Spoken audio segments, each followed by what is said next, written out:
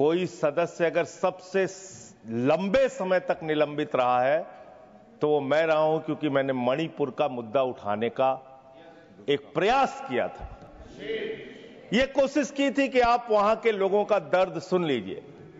यह कोशिश की थी कि वहां के लोगों की तकलीफ को आप समझ लीजिए और उसका कुछ समाधान निकालिए।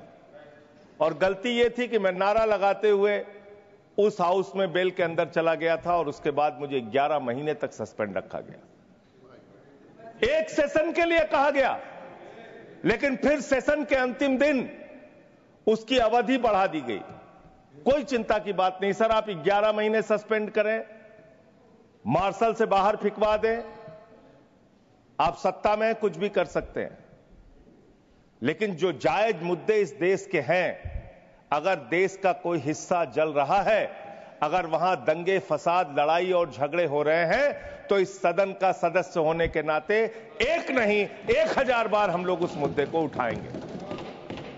माननीय गृह मंत्री जी वहां पर गए थे, 10-15 दिन वहां की स्थितियों का जायजा लेकर आए थे। मुझे याद है इन्होंने ऑल पार्टी मीटिंग बुलाई और उस ऑल पार्टी मीटिंग में सारे लोगों ने अपनी राय दी और ज्यादातर विपक्ष के मित्रों की यह सलाह थी कि उस राज्य के मुख्यमंत्री वहां की हिंसा के लिए सीधे तौर पे जिम्मेदार हैं, उनको हटाइए। जब तक वो रहेंगे तब तक वहां पे शांति की बहाली नहीं हो सकती। यह एक तरफा सुझाव था सारे विपक्ष के लोगों की तरफ से। मैं उस मीटिंग में मौजूद था मान्यवर। ये बार बार हमने कहा कि अगर हिंसा कराने वाले के हाथ में ही राज्य की बागडोर रहेगी तो किसी भी हालत में वहां पे शांति की बहाली नहीं हो सकती। कुकीज और मैतीस का झगड़ा, उनके बीच में शांति का प्रयास वो व्यक्ति कर सकता है जो शांति की मंशा रखता हो। ऐसे ऐसे दृश्य मणिपुर ने देखे, ऐसी ऐसी वारदातें देखी। चर्च जलाए गए मान्यवर, मंदिर जलाए गए मान्यवर, हत्याएं हुई लोगों की, घर जलाए गए लोगों के। और इतना ही नहीं मान्यवर, शर्म उस दिन सबसे ज्यादा पूरे हिंदुस्तान को आई, लोगों का सिर शर्म से झुक गया जब एक कारगिल योद्धा की पत्नी को निर्वस्त्र करके घुमाया गया।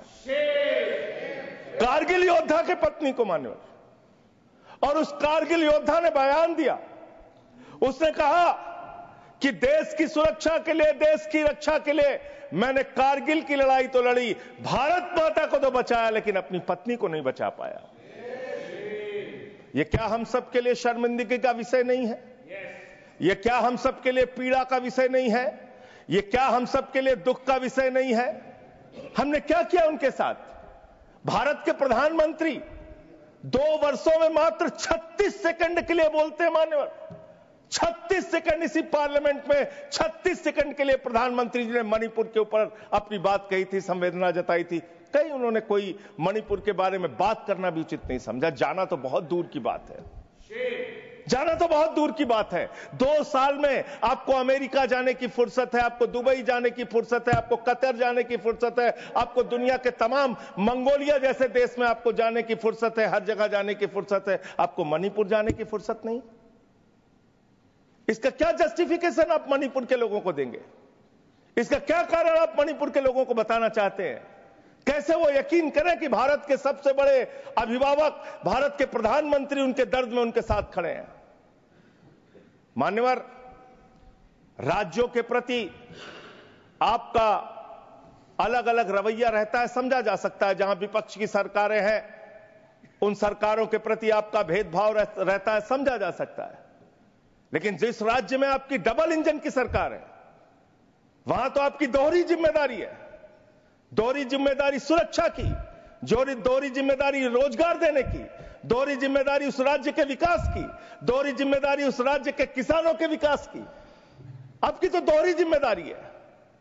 लेकिन जहां आपकी डबल इंजन की सरकारें हैं, वहां ये लड़ाई झगड़े फसाद कब रुकेंगे मान्यवर?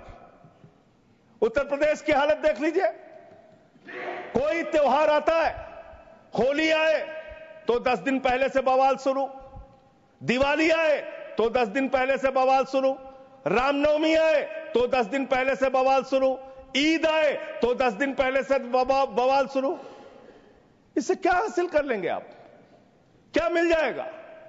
देश का एक हिस्सा मणिपुर, जहां पर पिछले 2 साल से दंगे, फसाद, हिंसा, नफरत, लड़ाई, झगड़े चल रहे हैं, उस राज्य में अंततोगत्वा आपको राष्ट्रपति शासन लगाना पड़ा।